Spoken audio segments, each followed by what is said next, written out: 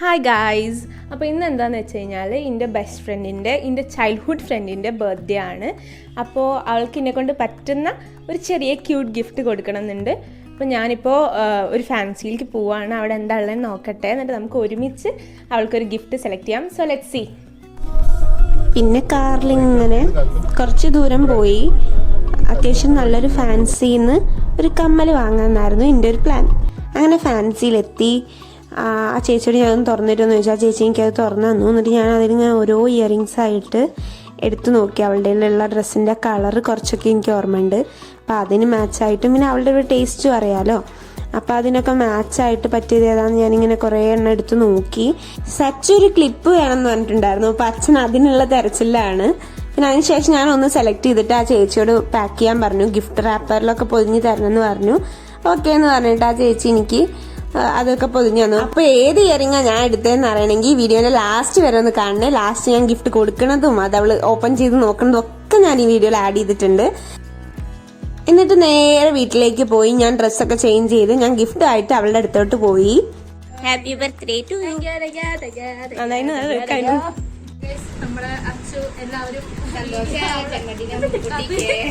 ഒക്കെ പറയണം, എല്ലാവർക്കും പറയണം.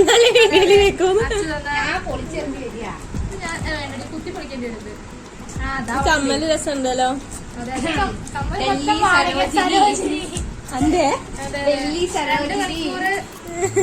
നമ്മുടെ സൂര്യ കഷ്ടപ്പെട്ടിട്ടുള്ളതാണത്. എടുത്തോളൂ സൂം ചെയ്തെടുക്കൂലൊക്കെ. അയ്യോ, ഈ സാധനം എനിക്ക് അടുത്തതിന് എന്നാലും നടക്കുവോ? എന്നാലും കിറുക്ക കുഴപ്പമില്ല. എന്തായിരിക്കും മുഖത്തിരിക്കണ വല്ലതാണോ?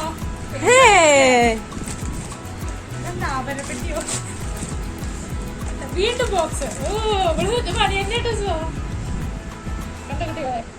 കണ്ടോ ഇതിലിരിക്കണത് ഏതിന് ഇത്രയും ഇരിക്കണത് വരുന്നത് വേണം.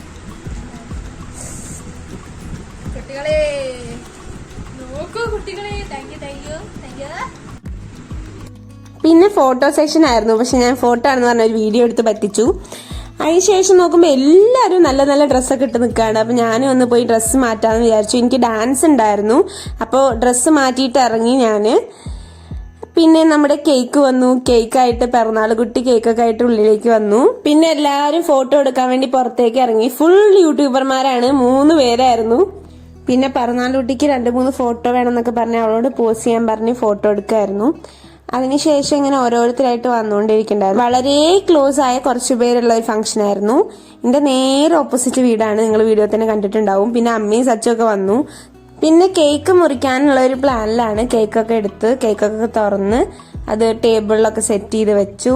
എല്ലാവരും വിളിച്ച് എല്ലാവരും ഒരുമിച്ച് നിന്ന് ഭയങ്കര ഹാപ്പി ഒരു മൂഡിലായിരുന്നു. എന്നിട്ട് അവളുടെ കുറച്ച് ഫോട്ടോസൊക്കെ എടുത്തു. അവളുടെ ഹസ്ബൻഡ് സ്ഥലത്തില്ലായിരുന്നു, ആ ചേട്ടനെ വീഡിയോ കോളൊക്കെ വിളിച്ച് വെച്ചിട്ടുണ്ടായിരുന്നു. അങ്ങനെ മൊത്തത്തിൽ അവള് ഭയങ്കര ഹാപ്പി ആയിരുന്നു. പിന്നെ കേക്ക് കട്ട് ചെയ്ത് happy birthday to you, happy birthday to you, happy birthday to you, happy birthday to you. എല്ലാവരും അങ്ങോട്ടും ഇങ്ങോട്ടൊക്കെ വായിലൊക്കെ കൊടുത്തു. പിന്നെ അവളുടെ മുഖം മൊത്തം കേക്കിന്റെ ക്രീമായിരുന്നു.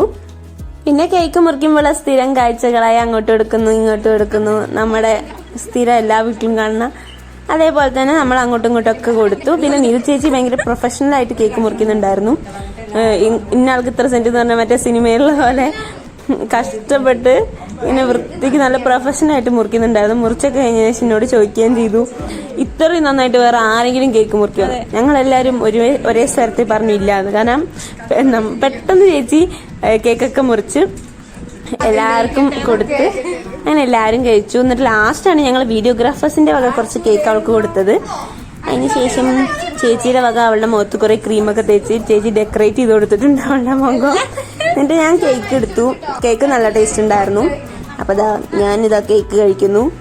പിന്നെ അവര് സെൽഫിയൊക്കെ എടുക്കുന്നുണ്ട്. കേക്ക് കഴിച്ച് സെൽഫി, അങ്ങനെ പലതരം സെൽഫികൾ. അവളും നല്ല ആക്രാന്തത്തിൽ കേക്ക് തന്നെയായിരുന്നു. ഞാൻ വീഡിയോ ഓണാക്കിയപ്പോൾ കുറച്ച് ഡീസൻ്റ് ആയതാണ് ഇപ്പോൾ ഈ കാണുന്നത്. അതിനുശേഷമാണ് സച്ചുവിന് ഓർമ്മ വന്നത്. സച്ചു കേക്ക് തേച്ചില്ലല്ലോ മുഖത്ത്.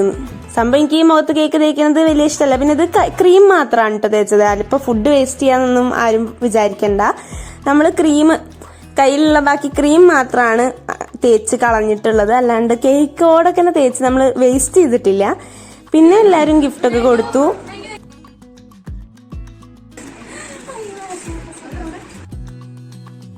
പിന്നെ ഞാൻ അടുത്ത മെയിൻ സ്ഥലമായ അടുക്കളയ്ക്ക് തന്നെ അങ്ങോട്ട് പോയി. പിന്നെ എന്തൊക്കെയാ ഫുഡ് എന്നൊക്കെ ഒന്ന് തുറന്നു നോക്കി അതിന്റെയൊക്കെ കുട്ടി കുട്ടി വീഡിയോസ് ഒന്ന് എടുത്തു.